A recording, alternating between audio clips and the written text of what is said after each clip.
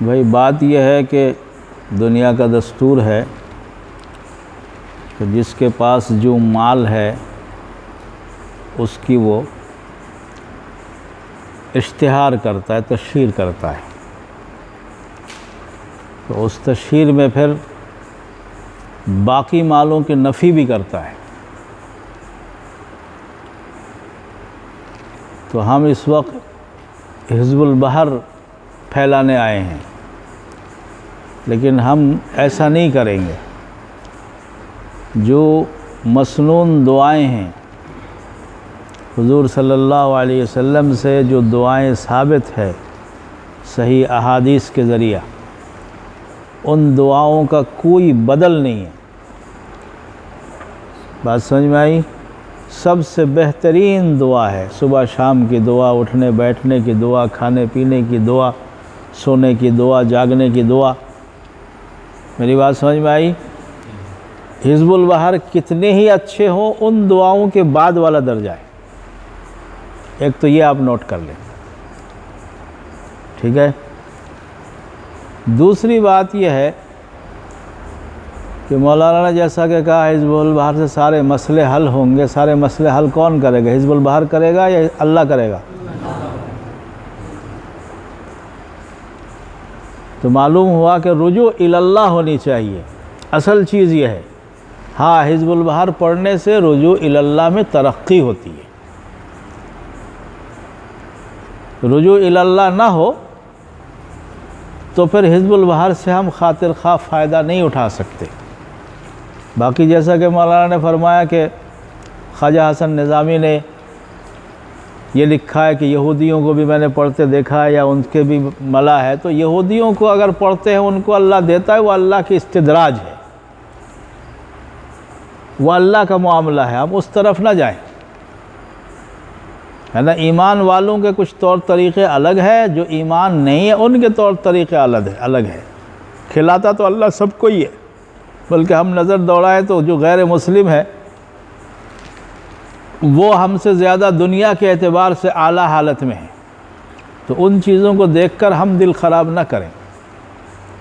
مسلمانوں کو اللہ تعالیٰ نے دنیا کے لیے نہیں بھیجا، مسلمانوں کو بھیجا اللہ تعالیٰ نے آخرت کے لیے۔ لہذا دنیا کی یہ گاڑی، یہ مکان، یہ بنگلے، یہ کوٹھیاں، ہے نا، یہ چیزیں اگر نہ بھی ہو تو مسلمانوں کو کوئی فرق نہیں پڑتا۔ ایمان والا اللہ سے تعلق رکھتا ہے اور اللہ اس کے لیے آخرت میں ساری نعمتیں تیار کر رکھا ہے۔ لہذا ہم حزب البحر پڑھ کے آپ وظیفہ کرنے لگے، میرا کوٹھی بن جائے، میرا مکان بن جائے، تو اسی لیے وہ حضرت مولانا احمد علی لاہوری رحمۃ اللہ علیہ کی نصیحت میں عموماً سنایا کرتا ہوں کہ مرید کو خلافت دیا اور جاتے وقت حضرت مولانا احمد علی لاہوری نے کہا کہ بھائی دیکھو جا تو رہے ہو، تو اس نے کہا حضرت جاتے جاتے کوئی نصیحت آخری فرما دیں۔ چلو بس آخری نصیحت کیا کرنا ہے؟ بس خدا نہ بننا، رسول نہ بننا۔ وہ کہتے ہیں حضرت سمجھا نہیں، نہ خدا ہم کیسے بن سکتے ہیں، رسول کیسے بن، یہ تو ہو ہی نہیں سکتا۔ کہ مطلب یہ ہے کہ جب تم یہاں سے خلافت لے کے جا رہے ہو، تم یہ سمجھو گے کہ پوری دنیا میرے قدموں میں آنی چاہیے، چونکہ احمد علی لاہوری کا تم خلیفہ ہو، تو ایسا دنیا تمہارے قدموں میں نہیں آئے گی، ایسا کوئی تمنا نہ رکھو۔ یہ ہے خدا بننا۔ اور رسول بننے کا مطلب تم جس علاقے میں جاؤ گے، چاہو گے تمہاری ہر بات جو ہے نا، تمہاری تمام باتیں سارے لوگ ماننے لگے، کہ ایسا بھی نہیں ہوگا۔ اپنے کوشش کرو گے، اپنے ایمان تازہ کرو گے، جس کی قسمت میں ہوگی وہ قبول کرے گا، نہیں ہوگی نہ کرے گا، لیکن تم نے کوشش سب کے لیے کرنی ہے۔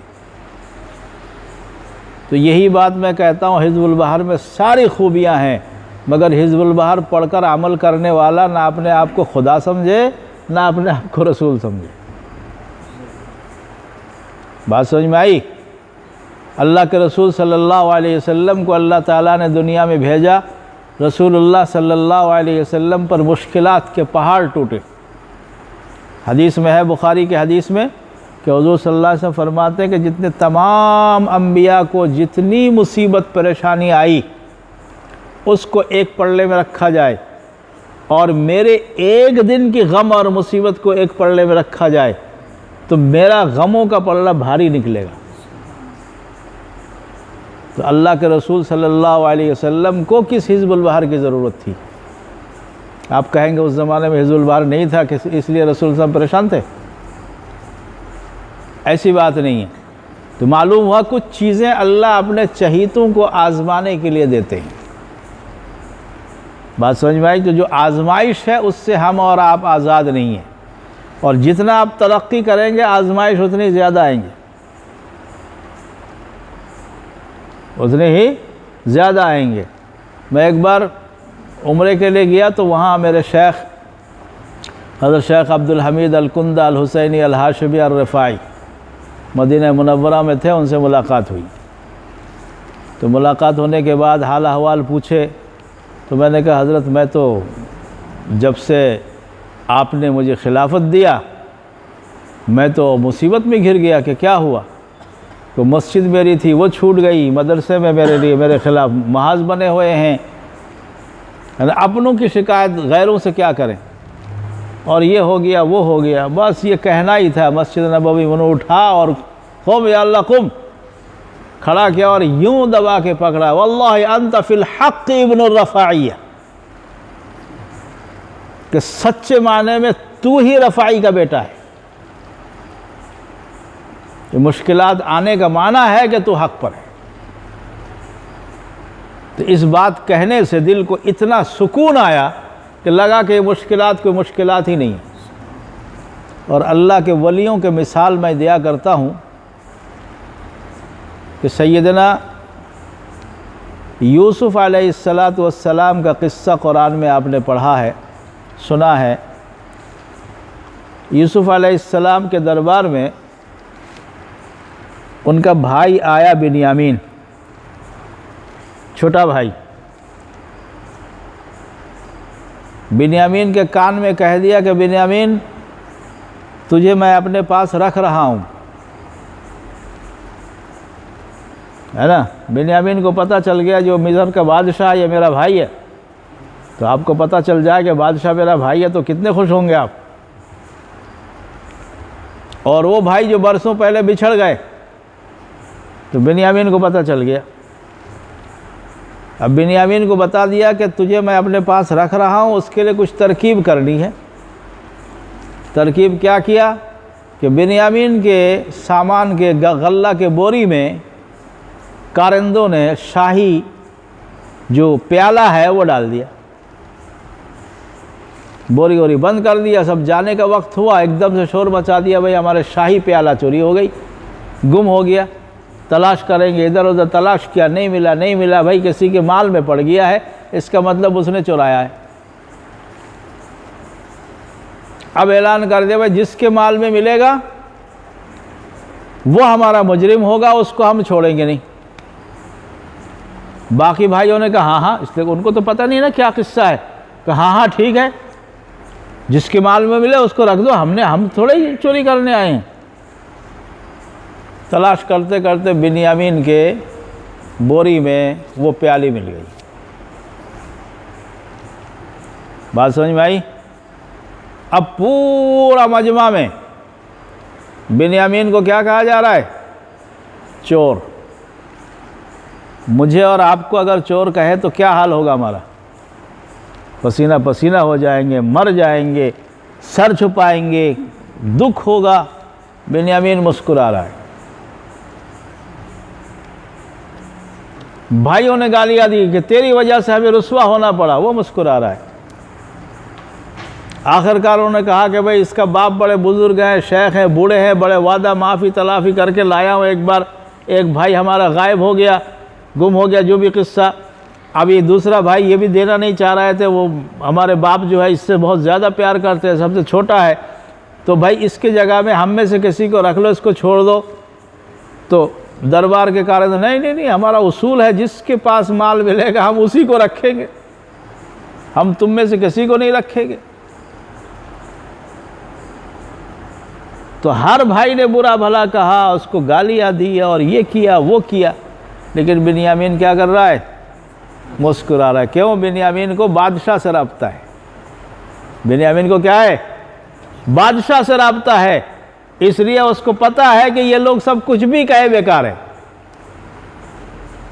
تو ہمارا اور آپ کا مزید وضاحت کی ضرورت ہے کیا؟ ہمارا اور آپ کا رابطہ اللہ سے مضبوط ہونا چاہیے۔ یہ دنیا کی مصیبت، مشکلات، آفات، پریشانی، بیماری ہے نا، اولاد کی نافرمانی، بیوی کی بے راہ روی، آئی بات سمجھ میں، نوکری نہ ہونا، روزگار نہ ہونا، یہ مشکلات جو ہے جب آپ اس رب سے پورا توکل رکھیں گے، یہ ایسا ہی ہوگا جیسا کہ وہ بنیامین کو دربار میں گالیاں دے جا رہا تھا اور وہ ہنس رہا تھا۔ اور اگر ایسا نہیں ہے، اللہ سے توکل مضبوط نہیں ہے، تو پھر ایک ایک چیز جو کنکر کے شکل میں ہوگی مگر آپ کو پہاڑ جیسا لگے گا، برداشت نہیں کر سکتے، کلیجہ پھٹ جائے گا۔ میری بات سمجھ میں آئی؟ تو اس لیے ایک تو حزب البحر پڑھ کے اپنے آپ کو بہت زیادہ فن خوان نہیں سمجھنا۔ دوسری بات، حزب البحر پڑھنے کا مطلب یہ ہے کہ ہم اپنا لو اللہ سے لگائیں۔ اللہ سے لو لگانے کا جو طریقہ ہے اس کو سیکھیں، مشائخ کے صحبت میں ہو۔ جو حضرات ابھی تک کسی سے بیعت نہیں وہ ارادہ کر لیں بیعت کرنے کا، یہ موقع ہے۔ موقع زندگی میں بار بار نہیں آتا، چانس ایک بار ہی آتا ہے۔ اور جن کے مشائخ ہے، شیخ سے نسبت ہے، شیخ کی صحبت میں جانے کا کوشش کریں، ان کے اذکار کی، صبح شام کی چیزوں کی پابندی کریں۔ روحانیت اسی طرح آتی ہے، یعنی گھر میں لیٹے لیٹے رہنے سے اور گپوں میں رہنے سے اور موبائل میں مصروف رہنے سے روحانیت نہیں آتی۔ اور ہمارے اپنوں کو جتنا اس وقت روحانیت کی ضرورت ہے، غیروں کو اتنی روحانیت کی ضرورت نہیں ہے۔ ہم دین سے بہت دور جا رہے ہیں، شکل صورت ہماری دیندارانہ ہے مگر دین سے ہم بہت دور جا رہے ہیں۔ تو اس لیے ان چیزوں کو توجہ کے ساتھ آپ عمل کریں، تشریف لائیں۔ ایک دوسری تیسری بات میں عرض کر دیتا ہوں کہ حزب البحر کے عمل کے لیے آئے ہیں تو بہت سے لوگوں کے ذہن میں ہے کہ میں حزب البحر پڑھوں گا، مسخرات، دشمنوں کو قابو کرنا، جنات کو قابو کرنا، اور پھر اس قسم کی چیزیں میں سیکھوں گا اور خوب اپنے علاقے میں جاؤں گا اور خود ادھر سے مارا ادھر سے مارا، بڑی بڑی شہرت ہوگی، لوگ میرے پاس آئیں گے۔ تو یہ سب اغراض و مقاصد سے فوراً توبہ کریں۔ اس قسم کی اغراض و مقاصد سے فوراً توبہ کریں اور للہ فی اللہ صرف اللہ کے رضا کے لیے کام کریں۔ باقی جو اغراض آپ نے پوچھا ہے یہ کوئی مقصد نہیں ہے۔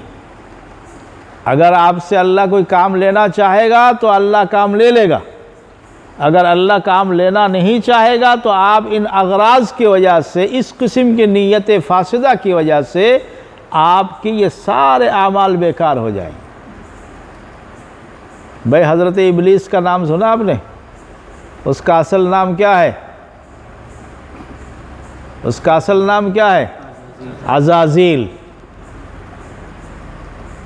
اس عزازیل نے پوری دنیا کے روئے زمین کا 1 انچ جگہ نہیں چھوڑا کہ اس نے سجدہ نہ کیا ہو۔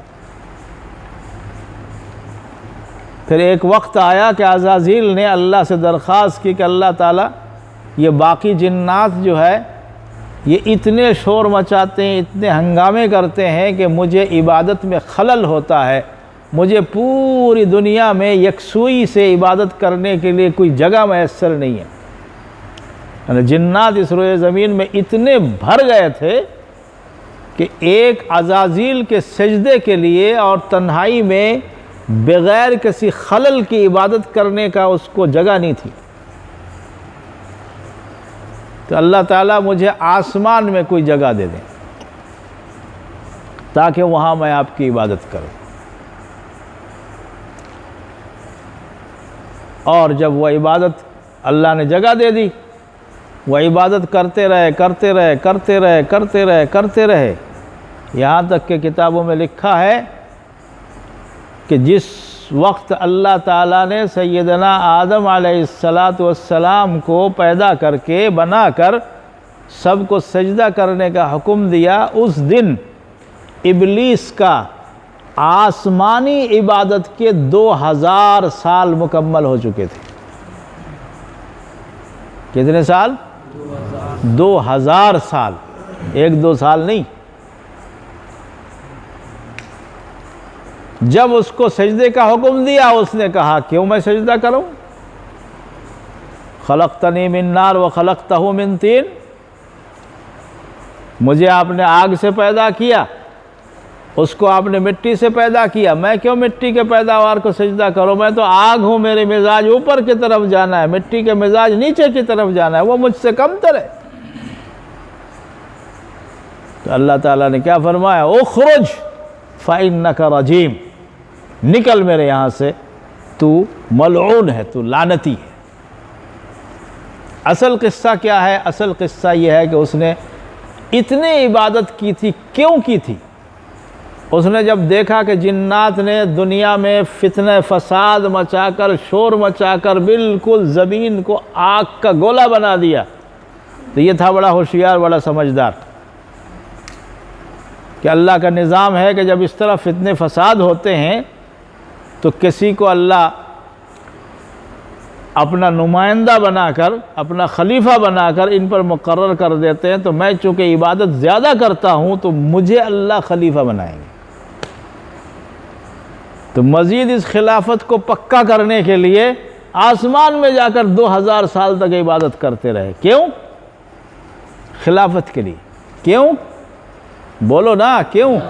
خلافت کے لیے، اللہ کے رضا کے لیے نہیں۔ کیوں؟ خلافت کے لیے، اللہ کے رضا کے لیے نہیں۔ اور اللہ تو احکم الحاکمین ہے، علیم بذات الصدور ہے، دلوں میں گزرنے والی ہر بات کو اللہ جانتا ہے۔ تو اللہ کی نظر سے، اللہ کے علم سے کون سی بات پوشیدہ تھی؟ تو اللہ نے کہا ٹھیک ہے، تو عبادت کرنا چاہتا ہے آسمان میں بھی کر لے۔ اور آسمان میں بھی اس نے عبادت کا رنگ ایسا دکھایا کہ فرشتے ان کے مرید بن گئے۔ ہمارے اگر کوئی مرید ہے تو ہم جیسے ہی ہیں، آپ اور ہم ہی ہیں۔ اور ابلیس کے مرید کون تھا؟ آسمان کے فرشتے، معلم الملائکہ کہلائے وہ، جن فرشتوں کو اللہ نے خالص عبادت کے لیے ہی بنایا۔ وہ فرشتے بھی اپنی عبادت کو ابلیس کی عبادت کے سامنے کم سمجھتے تھے۔ یہی بات ہے نا۔ لیکن اللہ نے کیا کہا؟ میں سب جانتا ہوں۔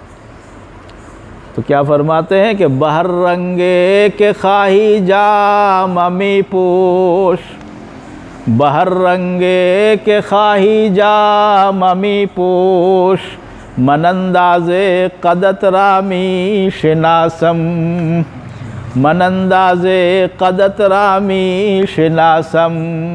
چاہے تم بہروپیہ بن جاؤ، کتنی لنگڑا لنگڑا کے چلو، کتنی جبہ لگا لو، کتنی دستار لگا لو، میں تمہارے قد کاٹ کو اچھی طرح جانتا ہوں، تم ہو کون۔ میرے سامنے لنگڑانا نہیں، میرے سامنے بہروپیہ نہیں کرنا کہ تم کبھی بادشاہ بن گئے، کبھی چوکیدار بن گئے، کبھی شیخ بن گئے، ہے نا۔ تو کیا کہا کہ بہر رنگے کے خواہی جام می پوش، من انداز قدت رامی شناسم۔ مولانا رومی رحمۃ اللہ علیہ فرماتے ہیں۔ تو بات سمجھ میں آئی؟ تو جب ابلیس کے 2000 سال کی عبادت، وہ بھی آسمانی، اور زمین میں کتنے ہزار سال وہ عبادت کرتا رہا، یہ تو اس کا تو پتہ ہی نہیں ہے۔ وہ عبادت اگر ایک لمحے کے اندر تباہ ہو سکتا ہے تو ہماری یہ حزب البہار کی 3 دن کی کیا اہمیت ہے؟ میری بات سمجھ میں آئی؟ لہذا صرف اللہ کی رضا کے لیے ہم یہاں، میں یہاں آپ کے رضا کے لیے نہیں آیا، آپ میرے رضا کے لیے نہیں آئے، دنیا کے کسی مقصد سے ہم یہاں نہیں آئے۔ 3 دن صرف اور صرف اللہ کو راضی کرنا ہے، اللہ کو منانا ہے، اور ہم جب یہاں سے جائیں تو اللہ کو منا کر جائیں۔ اللہ ہمارے دلوں میں یہ تسلی ڈال دے کہ ہاں بندہ تو خوش ہو جا، میرے دل کی گواہی دے کہ ہاں اللہ راضی ہو گیا مجھ پر۔ اور اسی کیفیت سے لگے رہنا، اسی کیفیت سے، ہے نا، سر کھجانے کی فرصت نہ ہو۔ بات سمجھ میں آئی؟ اور ہمت کے ساتھ، 3 دن کوئی بڑی بات نہیں ہے۔ اب کل آپ کہیں گے کہ 1 دن چلا گیا، اور پرسوں آپ کہیں گے وہی میں تو ابھی آیا تھا، سوچ رہا تھا، 3 دن اب تو گزر گیا۔ بات سمجھ میں آئی؟ تو اللہ تعالی ہم سب کو قبول فرمائے، آسان فرمائے، اور ہم کوشش کریں کہ اچھی طریقے سے ان قیمتی لمحات کو اور قیمتی بنائیں۔ جزاکم اللہ۔ السلام علیکم ورحمۃ اللہ وبرکاتہ۔